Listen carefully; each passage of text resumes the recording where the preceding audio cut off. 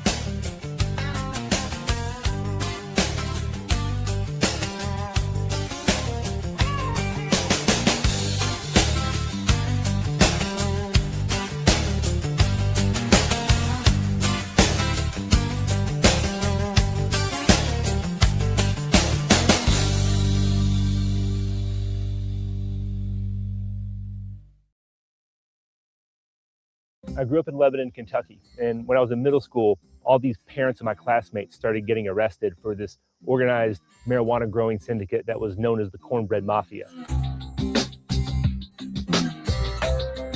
70 guys from Kentucky were arrested on 30 farms in 10 states with 200 tons of marijuana between 1985 and 1989.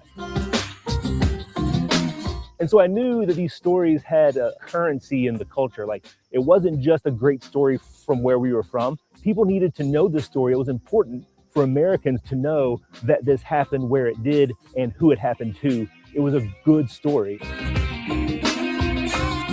And after coming back home from school, I wanted to tell that story to the world and went about writing the first nonfiction account of the Cornbread Mafia.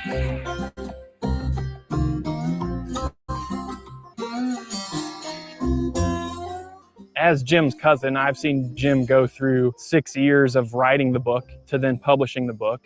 And here we are 10 years later. Jim knows the farmers, he knows Kentucky Hemp, and he knows the story. And I knew customer service, website, direct to consumer, all that stuff. And so the light bulb clicked when we started talking about it. He literally wrote the book on Kentucky's illegal marijuana industry. My reporting in this space really helped me understand that Kentucky is the best place in the country to grow hemp. Based on the work, based on the journalism, based on the connections that I made along the way, I became an expert at every facet of this industry, from the culture and the history to the current production, to the current politics and policy, to the current industry standards. When we looked around the industry and saw the brands and the quality of the product and the customer service and the websites that were out there, it was fascinating. The CBD industry was the Wild West. There was a lot of bad actors making bad products and giving the industry a bad reputation. The way I've always seen great businesses run is with people out in front, providing quality service and a quality product. And every single brand we looked at was the complete opposite of that. And so we felt like we had to do the industry justice by jumping in and providing a template, really, for how a CBD company should be operated the right way. So when we started this company, we knew it was an uphill battle. This was a David and Goliath story. We had to outperform. And the only way we could do that is with the best product. And so we set about to make the best products. And the way we got there is by being the first Kentucky company to offer USDA certified organic CBD products, using only the flowers in our extraction process, extracting them only with organic sugarcane ethanol, blending it only with organic medium chain coconut oil. These are the steps where we don't take shortcuts, where we bring this plant in its most wholesome fashion into a bottle, into a product directly to our customers. At the end of the day, a review will come in from someone just saying, like, this product changed my life. Thank you. What more can you ask for? We get feedback all the time from customers that tell us that our products are helping them anecdotally through this period of time, and that our products mean a lot to them, and they come back to us every month, and that means everything.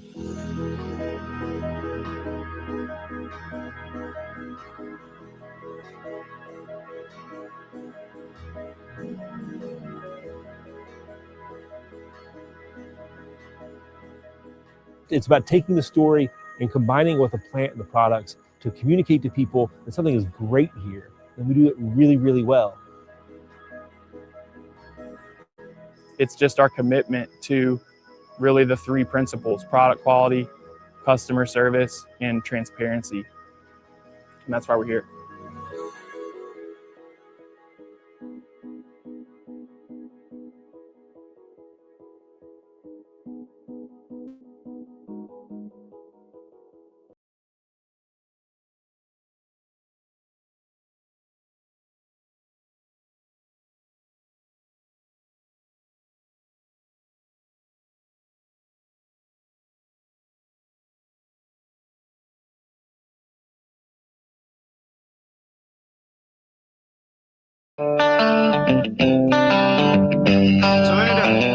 It's time for Sweet Home CannaBama, a show that'll answer all your questions, provide accurate information, and dispel the myths of cannabis. And have your specific questions answered by emailing Jennifer@CannaBama.com or text or call 343-0106. And now, for all things cannabis in Alabama, here's your host, Jennifer Boozer. Welcome to the show, everybody. I'm your host, Jennifer Boozer Stewart. We are broadcasting tonight live out of Mobile, Alabama on FM Talk 106.5 here every Monday night for over 6.5 years. And we are live streaming on YouTube, Facebook, Instagram, X, LinkedIn. So if you are watching, hit the subscribe button, the share button, and let your friends and family in on the latest information about the hemp and cannabis industry in Alabama and beyond. Tonight, we're going to be talking about the beyond because, whoo boy, Alabama. The only new news in Alabama is that Huntsville is now going to make it even more difficult for the hemp businesses that are currently doing business, waiting on a license. They're going to have to possibly move their locations based on the laws around package stores, since some of these businesses are having to take on liquor with their hemp products in order to get a license. That is fresh off the press news. And also, I literally did an interview today with Fox 10 at 2 p.m. about HB 445 and this ordinance that the city of Mobile was offering hemp businesses within the city limits to give them a 90-day window as long as they have an active ABC application, all their products are compliant with HB 445, and they're in good standing, so that they don't have to wait more and more weeks and weeks as they have been since January 1st. And I swear, y'all, as soon as I hung up with that reporter, I get on the phone with another business owner in Mobile, and he said, yeah, they just told me that's not a thing anymore. So as quick as they offered it, they rescinded that. And that is really not great news for anybody doing business in Mobile. And the more and more this situation unfolds, y'all, much as I need an income, I am really starting to be thankful that I am not still in that and struggling, because, man, every brick wall you can conceive of, and probably 5 you can't, just keeps coming and hitting them in the face. And, I don't know what's going on. I know that the ag department hemp classes started for anybody who plans on growing hemp. And from what I could see, only 13 people showed up to that meeting. So hemp farming in Alabama is looking like a really, really sad situation. So we're not going to talk about Alabama anymore tonight. We're going to move on to states who have some sense and some legislators that will actually listen to you. It's funny. I keep saying, I've had extensive conversations and interviews with legislators in other states, and I can't get the ones in my own state to give me the time of day. and even was told someone would sponsor a bill for me and then went ghost on me. So I don't know what's up with that, Alabama, but whew, man, if I wasn't grounded here, I told Martin I might have to move to Kentucky because this is crazy. But anyway, moving right along, tonight we're going to talk about Kentucky because Kentucky is moving, and it's moving fast. With legislation that protects the farmers, protects the consumers, and prepares the entire hemp industry for the future. You know, there's so much uncertainty up in the air. Everything is up in the air. We've got big organizations, trying to get extensions on this continuing resolution situation from November. And it seems like all of the states, especially in the Southeast, have sort of gone topsy-turvy. And a lot of it we brought on ourselves. So we want to right the ship, and we want to do it well. And Kentucky farmers are positioned to lead the nation in full spectrum CBD production because of their General Assembly understood something simple. If you protect the farmer, you protect the customer. And if you protect both, you protect the entire industry. And so tonight I have two guests. You guys know Martin Smith pretty well by now if you're a regular listener, but Martin is the president of the Kentucky Hemp Farmers Association and the founder of the American Medical Hemp Association. He's worked directly with the General Assembly, helping shape HB 532, and author of the loophole language that created today's intoxicating market nationwide. He's also the one working with Representative Moser, who we have spoken to here on the show, through the Agriculture Committee to finalize the committee substitute, the backbone of HB 532. And so tonight, he's here to walk us through the committee language and why it matters. But we also have a very special guest tonight, who is someone you may have heard of, either him or his brand, but Jim Higdon, co-founder of Cornbread Hemp and author of the book Cornbread Mafia. It's a definitive book on Kentucky's outlaw cannabis history, which I have been learning about from Martin, and it's fascinating. But it includes characters like Jimmy Boone and others who shaped the culture. Jim was recently selected as chairman of the U.S. Hemp Roundtable, representing national stakeholders, and he's the driving force behind SB 223, Kentucky's cannabis-infused beverage bill. Welcome to the show, gentlemen. Thanks for having us. Thanks for having us. Absolutely. Alabama has very few farmers positioned to grow hemp in 2026, but Kentucky, on the other hand, will be ready to meet the demand, not just for Alabama and Kentucky, but for any other state that requires products. Kentucky's always been a leader in this industry. And Representative Moser listened to the farmers, understood their barriers, wrote legislation that moves the industry away from criminalization and towards civil agricultural solutions. So tonight we're going to talk about the Kentucky model, HB 532 and SB 223, and why it matters for every hemp producing state in America. So let's get started with you, Martin. We've got a lot of ground to cover. So, review HB 532, remind us about this bill, and then tell us about this committee sub. Yeah, so I appreciate you having us tonight. And man, I'm really glad to see Jim Higdon on here. He's him and his brand, and being vertically integrated from the farm to the to the consumer product, and having a desire to get things right. If we're going to get it right, we might as well get it right in our markets. And that's HB 532 is designated to be a protection bill. Basically, what it does is it creates for us a high standard for medical grade, which gives the country and those consumers a framework for what is medical grade, and how do we manage that. And so it's all about testing and making sure that it's right.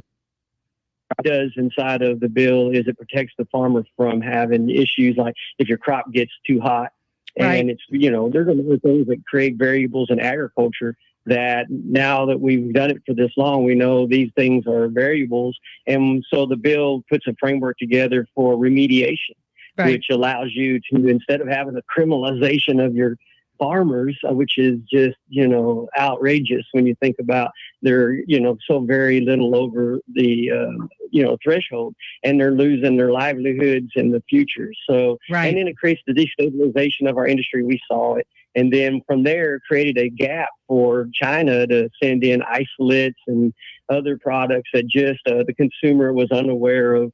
And so what we're trying to do in Kentucky is say, if you get it from Kentucky, you get a great product, and signal to the rest of the industry that this is the way moving forward. And that's our hopes with HB 532. It's really just to create the model for the marketplace and align ourselves with President Trump's executive order, and the Medicare, reimbursement program, so that's ready. And then Jim called me one day, and we texted back and forth, and he said, I don't know if I can agree with HB 332 as it's written.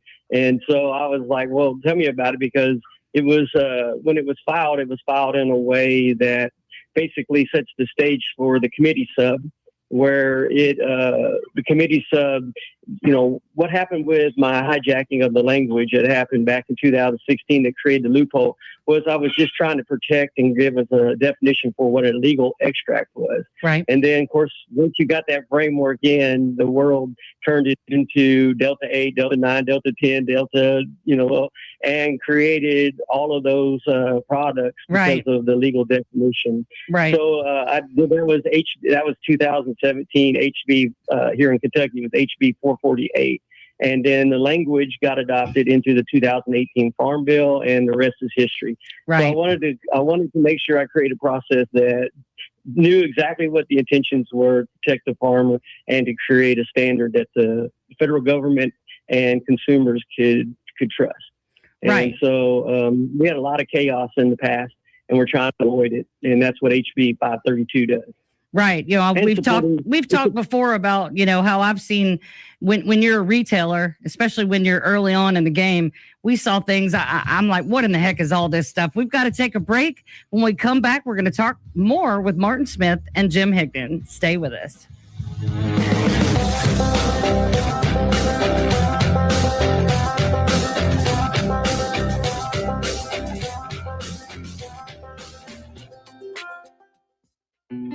Ask the Sheriff on FM Talk 106.5. We didn't know what to expect. We were just left in a hotel. My mom was doing drugs in the house. Tay and Brianna spent years of their childhood in homes that weren't safe.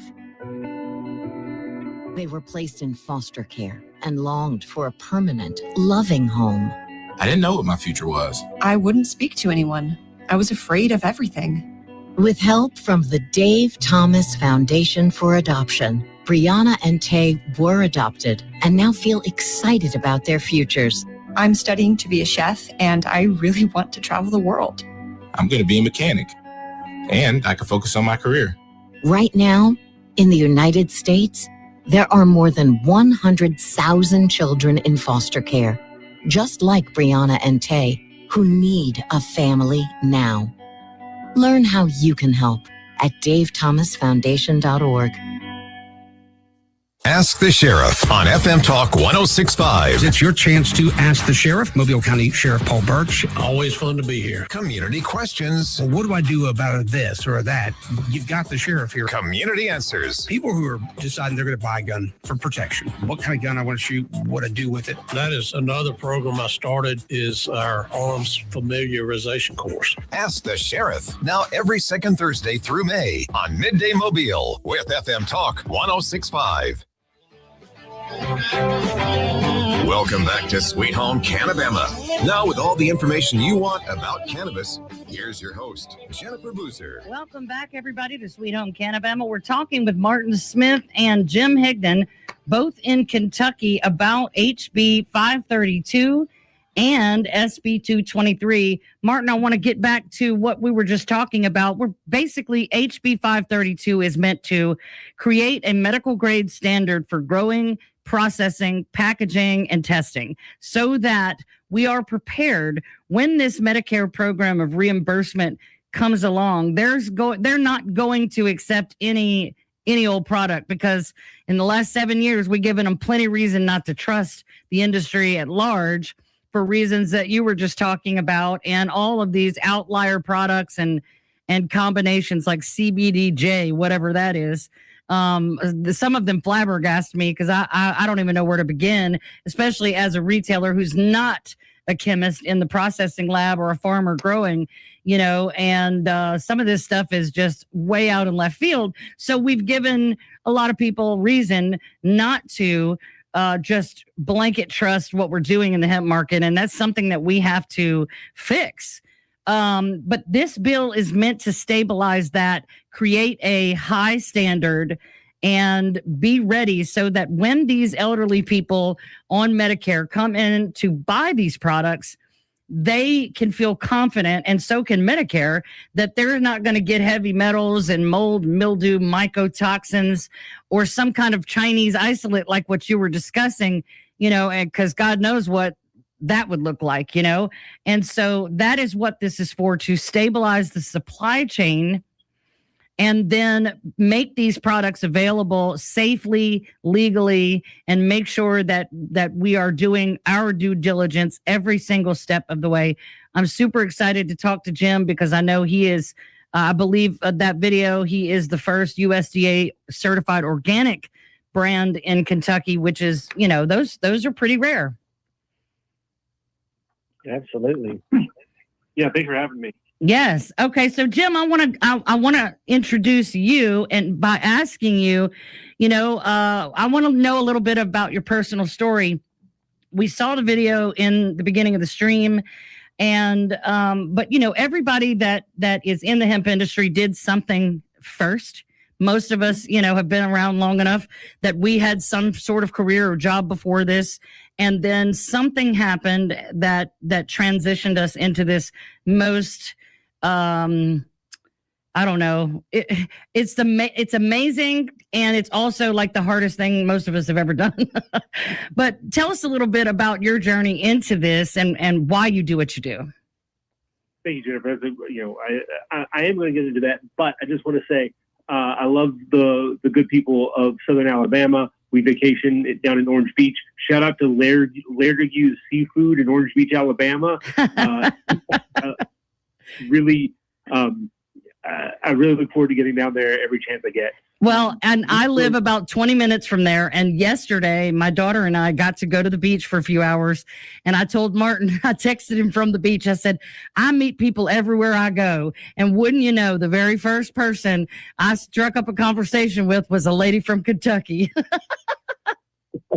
Yeah, we get down that way. The Gulf Shores, Orange Beach area. Yes. We are very fond of our redneck Riviera down here.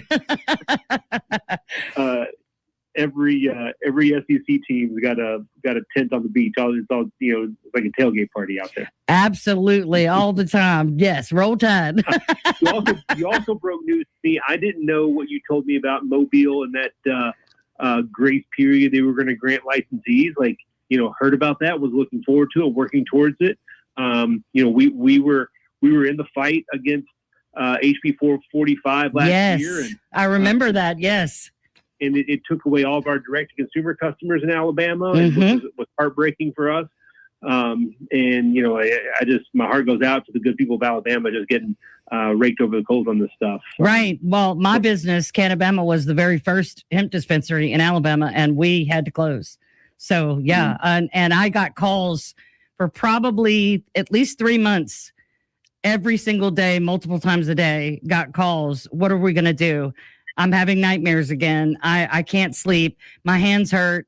I'm having panic attacks. I'm in pain. What do I do? Where do I go? And it's when you go from helping people in sometimes miraculous ways, we get to witness some amazing things in what we do. And when you go from 7 years, 7 days a week to having to say, I'm sorry, I can't help you. I mean, I cried with them. And it feels like, your hands are tied behind your back and you can't do anything. It's not a great feeling. Right. So that's why we're doing everything we can to not have to feel that way. And so we can get this stuff right. That's absolutely right. And set the standard, because somebody has to be the leader.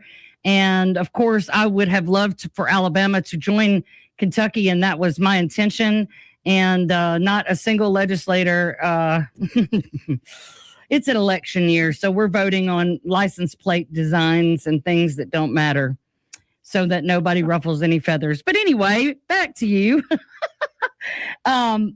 So let's talk about your personal story and how you got into this and because I want people to understand the quality standard that Cornbread Hemp has, because I know you guys are as diligent as any other company I've ever seen. And I want them to know that they should be willing to help fight for these products to stay available.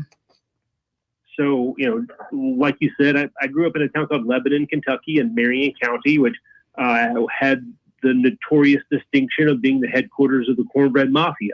And what that meant was that between 1985 and 1989, 70 men from my community were arrested on 30 farms in 10 states with what the government said was 200 tons of outlaw outdoor cannabis. Wow. Of those 70 that were caught, none of them talked or cooperated with federal officials in the investigation. And consequently, it left the prosecutors with a case that it could not wage in court because there was no witnesses to point the fingers at the kingpins that they thought that they knew who they were. Wow. So in the summer of 1989, instead of taking it to court, prosecutors held a press conference and laid out their case to the media and didn't give anyone a chance to defend themselves. And in the course of that press conference, prosecutors referred to this group as the Cornbread Mafia. And that's the name that stuck. And 20 years went by and still no one would talk about it. The code of silence, the culture of silence that permeated my community. Marion County is the only Catholic majority county in the South. Wow. It is a tight-knit Catholic rural community, and we created a culture unto ourselves, in part because of alcohol prohibition. So in 1919, when alcohol prohibition went into effect, Marion County had 9 active distilleries, all worked by Catholic men who had literally a dozen children each. And when they were put out of work, they had a choice to make. They could let their kids go hungry or they could break the law. Right. And so therefore, a culture of permissiveness surrounded various kinds of law breaking, but not others. And my county, my community got along that way for several generations. And then marijuana showed up after the Vietnam War. Right. And all they could do was grow it and not get caught. And not getting caught was something that they did very well. Right. So, that was their specialty. that was like the home enterprise. So, I would love to know the reasoning behind 70 different individual human beings that none of them would snitch. That is wildly loyal. That's crazy. It was baked in. When the revenuers would come into their grandparents' houses, when their grandparents were children, to take the still away, the only thing that a kid can do in that scenario to protect the family is keep their mouth shut. Yeah. And it was a lesson and a notion that was passed down that was very important. And loyalty to family and the community was more important. And right. The federal government, especially in its enforcement wing, was where outsiders not to be trusted and not to be dealt with. It's a tight-knit farming community. Right. Well, and until the prevalence of the internet and our connectedness to people outside of our communities, that is all you had was your community, your family, the people right there in a tight radius to rely on. And families were much more interconnected and entwined and heavily involved in their local churches and schools and things like that. It's just not the same anymore because we're so worried about what people in other states think about our social media that we're in our phones instead of looking people in the eye across the table, and having, breaking bread and having that camaraderie and that loyalty. Sure. I live 6 hours away from my family. So, my kids grew up without that sense of family, but that definitely lends itself to the secrecy that they were taught as small children, and it stuck. Teach a child in a way he should go, right? So 20 years went by and no one did anything about it. And I came home after going off to college and wrote a book about it. Did a deep dive investigative journalism book on how this stuff went. I opened records requests with the FBI and the DEA and deep historical research, and really put all this together, not just as a true crime tale, but as a cultural history of this place that I'm from. Right. And proud of it, and it's done really well for nonfiction books of its kind. Right. And that led me into a career as a journalist covering cannabis. And then I was covering the 2018 Farm Bill and saw this opportunity to get out of the bleachers and into the game. Right. And partnered with my cousin, Eric Zipperly, and founded Cornbread Hemp at the end of 2018. Nice. Well, and it's funny because you don't ever think, when you think of the cultural history of cannabis since the 1930s and reefer madness and all that, you don't typically think of Kentucky, but that's a massive amount of crime and influence. You said 10 states, that 200 tons. That's a pretty big story in the cultural history of the plant. So that's fascinating. Yeah, you got to think they were running from the helicopters. So right. The first time the Kentucky State Police flew a helicopter for marijuana operations, they flew it over Marion County, and in one weekend they found 42 acres. Oh wow! We've got to go to another break. When we come back, we're going to talk more with Martin and Jim. Stay with us.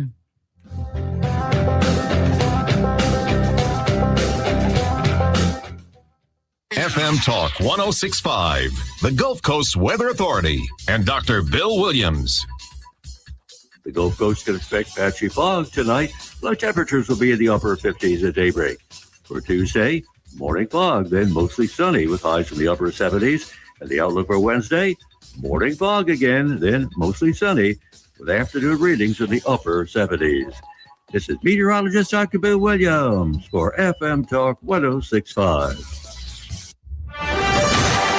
Good afternoon. I'm Peter Albrecht, WKRG News 5. A deadly shooting in Mobile just before noon today. It happened a few blocks northeast of Ziegler and Cody on Valdez Drive. Police say they have detained a man, but no arrest yet. The victim's name has not been released.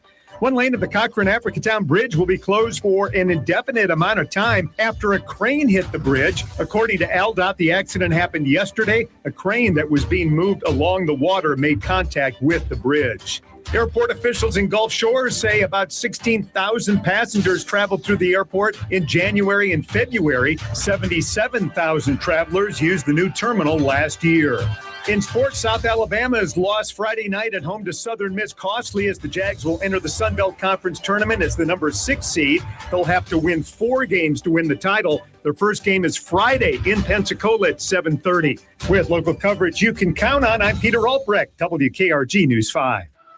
It's election season, and the Greater Mobile Links, in partnership with the League of Women Voters, NAACP, Mobile United, Bishop State Community College, and National Panhellenic Council, are excited to link up the vote for 2026. Join us for a free, nonpartisan candidate forum where voters will ask the questions that matter most to Mobile. We look forward to seeing you on Thursday, April 9th at 5:30 at Bishop State. Learn more about this forum at greatermobilelinks.org.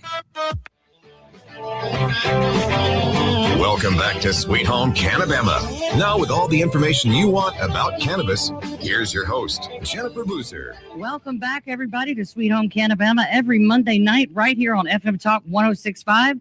And we are also live streaming on YouTube and all of the social media. So share this, subscribe to the YouTube channel, and help us spread the word. Tonight, we're talking with Martin Smith and Jim Higdon of Martin is the president of the Kentucky Hemp Farmers Association and founder of the American Medical Hemp Association. And Jim is the founder of Cornbread Hemp and author of the book Cornbread Mafia. We were just discussing. That's a fascinating story. I have got to go and get this book. But I know a lot about HB 532. Obviously, I'm working with Martin on. We were working on trying to get it done in Alabama too, so I'm very familiar with that bill. Not so much SB 232. So I want you to give the audience a chance to hear it from you. Tell us about this bill, what it involves, and why it matters. Sure. So we came back to the legislature this year. Well, first of all, just to contextualize, I'm sure your audience understands where we're at here. Right. We're on a 1-year deadline from Mitch McConnell in the federal appropriations bill that passed in the government shutdown in November. Right. That puts on a ticking clock of 365 days before all the products made from hemp with any amount of THC become Schedule 1 narcotics on November 13th of this year. Right. And then a month later, President Trump signs an executive order. Right. The newsy part was moving all of cannabis from Schedule 1 to Schedule 3 and urging Congress to protect full spectrum CBD and opening this Medicare pilot program. Yeah. That would allow for reimbursements for Medicare beneficiaries up to $500 a year for therapeutic hemp products, which is a really big deal. Mm-hmm. The pilot project, as it envisions starting out, is going to be very narrow. It seems like it's going to be, just for oncology, just for cancer patients. So therefore, probably just CBD oils for those sorts of consumers. But with time and working out the details, it could be a $30 billion addition to the industry. Right. And all that money comes back in the end to the farmers who are growing the crop. And the challenge is that the executive order by the president does not change the McConnell hemp ban. It just urges Congress to fix it. Right. So we're opening a Medicare pilot program in April in order to make them all criminalized in November, unless Congress decides between now and then to do something about it. Right. And we hope that we could have gotten something in the appropriations package that passed in January, and we were unsuccessful at that. So now, not only do we have to coalesce around a plan, we're working on a 2-year extension sponsored by Jim Baird from Indiana with 30 co-sponsors and counting. But we need a vehicle for that plan. Right. We need a relevant piece of legislation that is going to pass both chambers of Congress and get to the president's desk for a signature. And we're already kind of too late for our farmers. Our farmers are planning for the farm now. Right. As Martin gets. Right. We need H-2A visa contracts for workers signed last month. And those contracts either they rolled the dice and signed them, or they decided not to. Right. A lot of hemp farmers have hemp in the barn because their buyers broke their contracts at the end of last year, didn't buy last year's crop, even though there's contracts for it, and now they have to decide if they're going to grow again this year, when there's a high probability that the crop will become a Schedule 1 narcotic while it's hanging in the barn.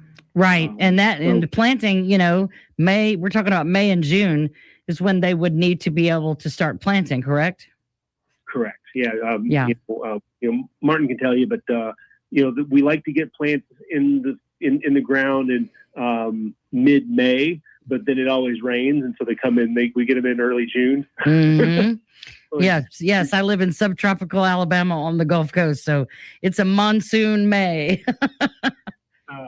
We've had a couple wet Mays in a row, so we like to get them in, before Memorial Day if we can. Right. And so that's the reality that we're facing, and there's lots of different approaches to how we move out of it. Cornbread and the U.S. Hemp Roundtable and other advocacy organizations are working on Capitol Hill trying to figure out a path forward, and increasingly there's a lot of determination to get something done. Right. But the vehicle, the method by which we get something through Congress while dealing with war in Iran and a whole host of other things that continue to take priority over our issue is going to be difficult and challenging. It will, So that's all preface to the bill that we're supporting and working towards, which is Senate Bill 223 in Kentucky. And it just does something modest and simple.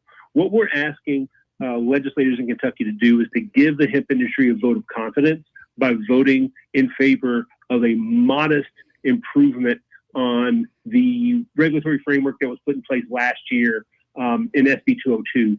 And SB 202 was exclusively targeted at hemp beverages, the hemp beverage market, as you know all too well. You know what's gone on with hemp beverages.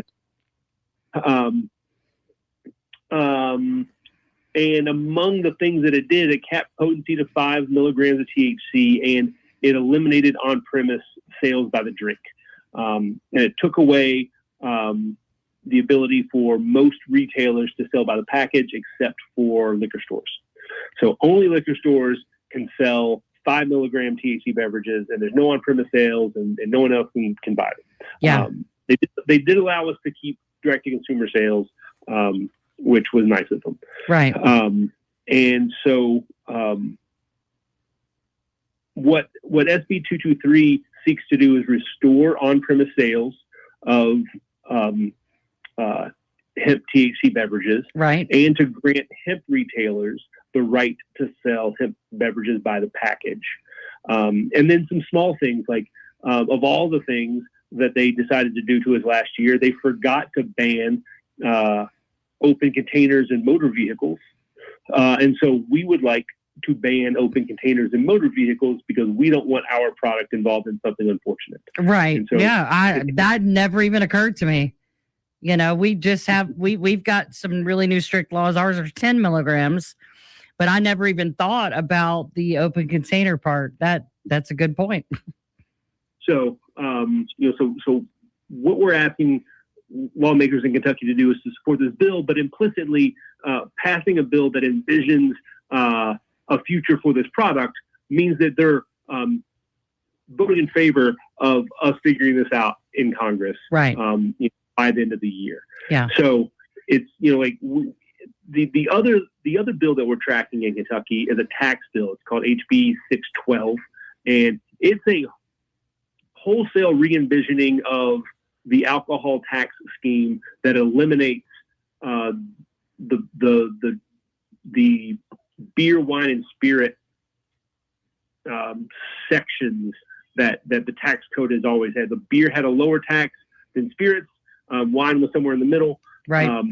And so they have reworked that tax scheme entirely to have it all based on alcohol by volume. Like the amount of alcohol that's in the product is what's being taxed. Yes. So that it's on a sliding scale and a range, lower potency alcohol products like beers and spirit-based ready-to-drink cocktails in cans are taxed at a lower rate than wine, taxed at a lower rate than spirits, but it's on a sliding scale based on potency. Right. Which, frankly, is probably a better way to do that. But it's, I think, unique and novel and a first time sort of tax scheme. It's they're working something out that could be revolutionary. And they're trying to plug hemp beverages, hemp products into the same tax scheme once they have that worked out. And what they did was they're taxing us or proposing to tax us 16 cents per milligram of THC. Yep. I saw that. I just saw that recently because I was thinking I hadn't heard of this bill, but when you said 16 cents, boy, because I read on like a $24.99 package of gummies, there would be like a $32 tax on it or something crazy like that. You saw my press release. So that's exactly right. 10 milligram gummies in a 20 count container has 200 milligrams of THC in the container. That's a $32 tax on that product that sells for $40. Yeah. So, and so what we think happened is that somewhere along the way, there was a math error because, for instance, in comparison, Tennessee has a similar tax. Tennessee's potency tax is 2 cents per milligram of THC, and that's a reasonable tax rate. We think that there was a math error and that it was meant to be 1.6 cents per milligram of THC, which would make a 5 milligram beverage have an 8 cent tax, which would be on par with what a 5% ABV beer would have in the tax scheme that they're proposing. So we've talked to bill sponsors about fixing fixing that. And so we're hopeful we can get the taxes fixed in that so that we can support that bill, because we do, we want taxes on the product in an appropriate way. We want licensing fees for retailers to support, the government regulating these products. Right. But a liquor license is $200 and a hemp beverage license is $2,000. Right. We've got to fix that. Right. It's almost punitive on the front end for the retailer and punitive on the back end for the consumer, and you have to price adjust for all of that. And I get it. In Alabama, it's a 10% blanket tax. So such as the city of Mobile, where there's 10% sales tax for state, city, county, now it will be 20% on hemp products, which is, that's double the taxes. So, but you're right. We do want fees. I tried to get the Alabama Ag Department to have a retailer's license set up in 2019 because I was afraid people would sell to kids, people would do the wrong thing, people would sell garbage products, and it would give all of us a black eye, and it did. But we want money available for enforcement because we want them to enforce on the guy who insists on doing it the wrong way, because he's putting what we're trying to do in danger. And it's like being able to, it took a while for it to set in. But when it set in, it was like a hammer coming down nationwide, especially heavy in the Southeast. And it was like watching what you were trying to avoid come to fruition. And it's like, I tried to tell you people, there's the ones of us that always wanted to do it right and wanted to make sure everybody was on the up and up. And then there was everybody else. And it was too easy because there was no retailer's license that you had to apply for or pay for. Anybody could sell it. And that's where things started to go real sideways, in my opinion. Right. I mean, it's been tough to watch. Yeah. And tough to experience. Like, it can be done right. And I don't think that, I believe that there's good faith on the part of the tax committee and the bill sponsors here. They want to maximize revenue for the state. Kentucky is trying to reduce income tax, working to reduce income tax. So we have to find. Yeah, you have to find a way to fill those cracks.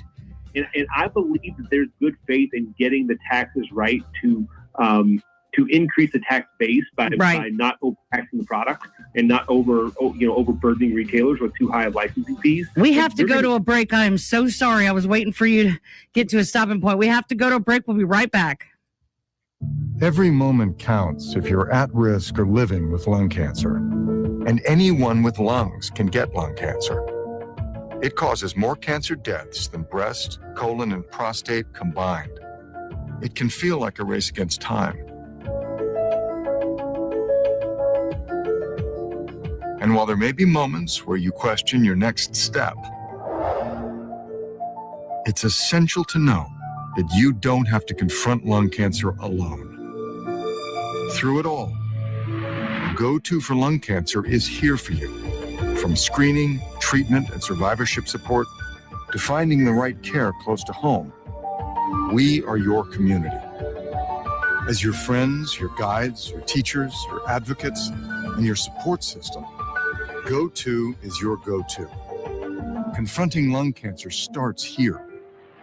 Visit goto.org today. The enemy is everywhere. The fight is never ending, and yet you must continue the battle against dirt. Now there's an ally in the war to have a clean home. Sunday afternoon at 3, FM Talk 106.5 will be Talking Dirty with David Lord. Brought to you by A&A Vacuum Mart. You'll get all the ammo you need to win the fight against dirt. Information on vacuum cleaner systems, tips and tools to make your job easier. Join us for Talking Dirty with David Lord. Sunday afternoon at 3 on FM Talk 106.5.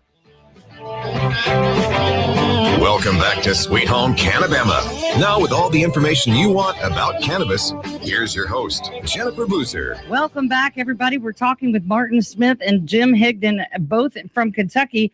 We only have about 12 minutes left, and I really want to make sure we get all this in. We've been talking about HB 532 and SB 223, both in Kentucky.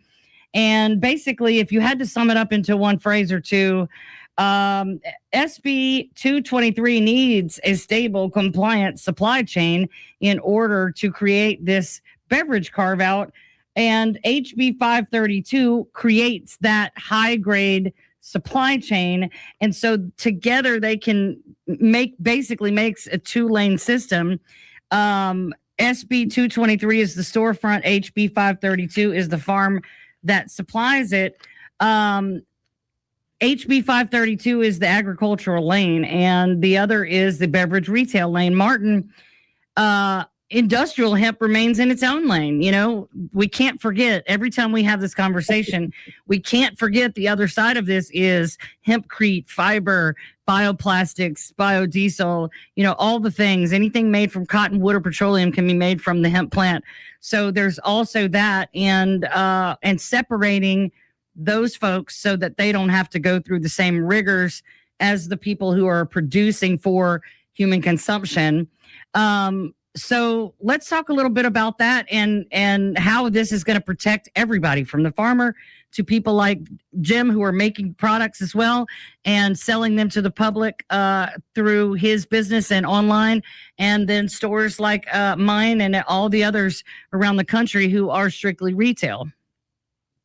Yeah, so this is the reason why you want to have an open conversation and dialogue with the total industry. I've been supporting and helping to write legislation for the farmer to protect him, to help him build an industry. And, I'm so glad I haven't had to be in these other lanes that you guys, with HB 445 y'all had there and all of the other things that we just really want to continue to keep our agricultural definition. We want to be able to protect the farmer through remediation processes that are criminal punishment.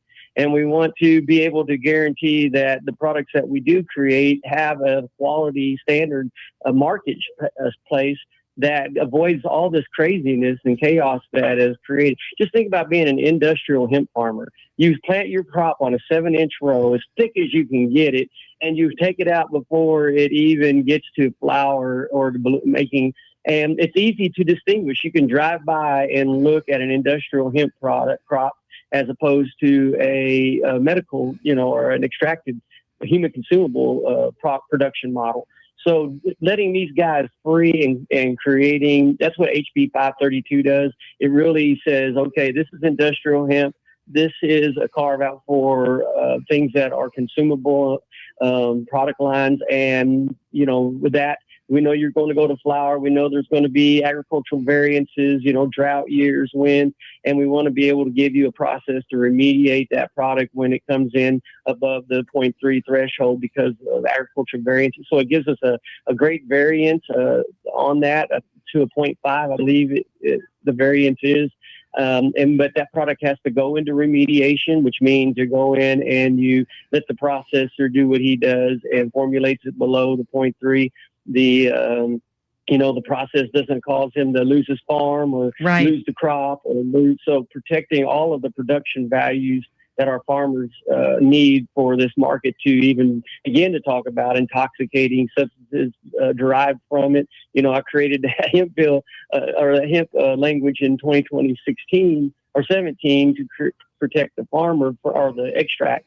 Basically, if you had an extract and it wasn't defined as legal. So then when I did that, it just created all of the loopholes that none of us farmers in the model even ever dreamed would get in our way we're over the counter. There's nothing that stops us. We're not even on the CSA. Right. So we're an agricultural product ready for market, have been ready for market. The conversation has been crazy around, the topic, and so HB 532 just puts the guardrails together for us to be ready for human consumption, across, not just the Medicare, even though it's going to be narrow, the out of pocket. Just think about President Trump saying it's going to be something that Medicare. So the out of pocket with grandmothers and everybody else, buying the product is a bigger market than what he's he's describing there. So of given course, the validity and signaling to the insurance agencies and insurance company and farm insurance, so that this is a federally, and then he told the agencies to move quickly on getting this done. We've needed that for a long time. Where were you at in 2014 when the Farm Bill came out? to have done it this way from the start. Yeah. But we know, now that's the great thing. We know enough to protect the farmer. We know enough to protect the consumer. We know enough to write good legislation. And that's what HB 532 is. It's good legislation for protect the farmer. Jim helped me to improve it. He said, I sent it over to him and he said, well, there's one part here about it being not a supplement.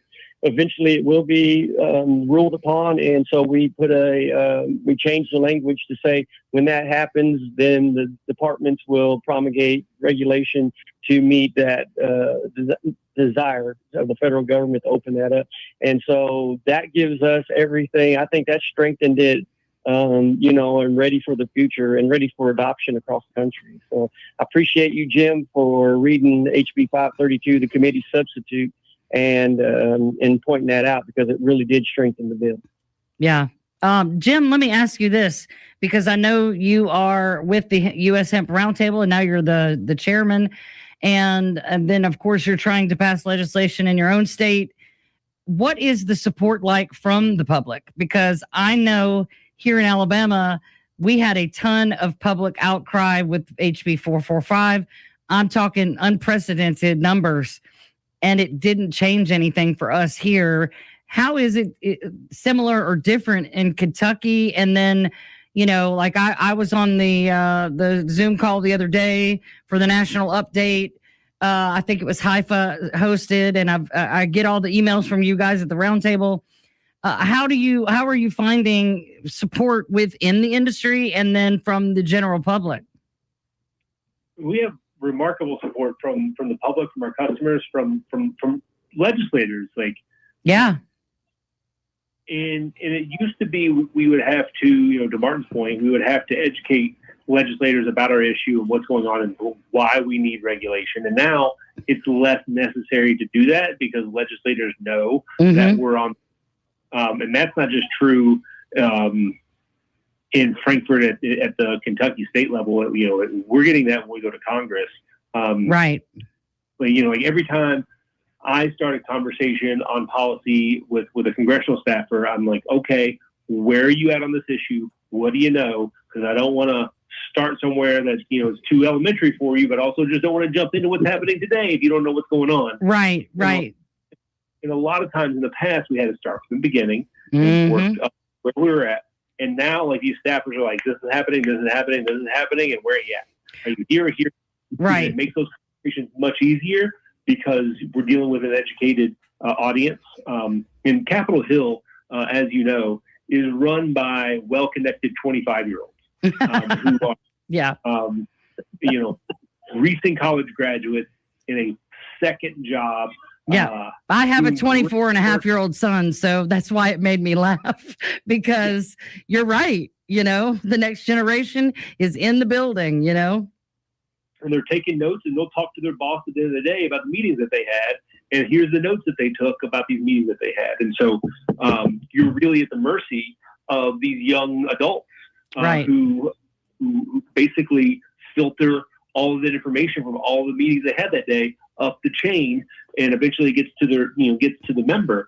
But those conversations have become much easier to have because people know that we're on the hook. Right. And so, people are coming to the table with different solutions. Yeah. And, I appreciate, Martin and Representative Moser's, attempt to find a solution here. I just received some model legislation from Texas from a law firm trying to do, a similar thing that Martin has conceived of here, which is, how do we lay the groundwork for the Medicare reimbursement plan at the state? Yeah. Assuming that Congress can figure this out so that there's a path ahead. Real quick, before we have to go, because we were about to have to go, I don't want to leave without you telling us, how can we find you and support you?